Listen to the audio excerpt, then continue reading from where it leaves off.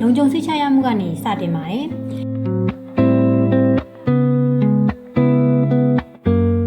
ဆိုင်ဖွင့်ချိန်မှာစိတ်အေးလက်အေးနဲ့အလုပ်ကိုအာရုံစိုက်နိုင်ဖို့တင့်ရဲ့တမိုးရှိတဲ့အရာမှန်သမျှကိုစနစ်တကျသိသိပါ။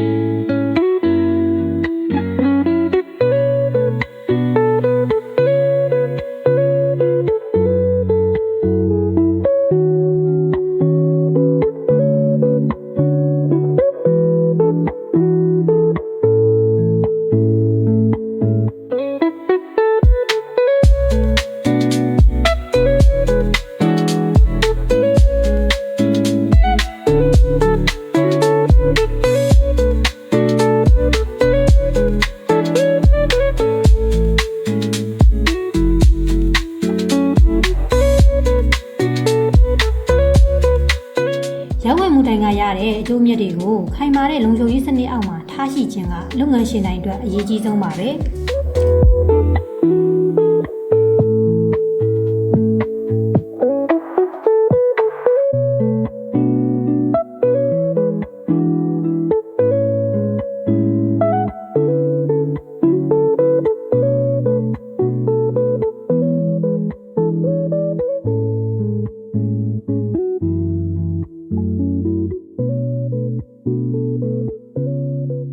လုပ်ငန်းခွင်မှာတင်မဟုတ်ပဲအိမ်ပြန်ရောက်တဲ့အခါမှာလည်းတင့်ရဲ့ရွှေထည်နဲ့စားရဲစာတမ်းတွေကိုအစိမ့်မြင့် Jewel Lock System နဲ့စိတ်ချလက်စာအသေးဆဲပြီးတော့အနားယူနိုင်ပါပြီ။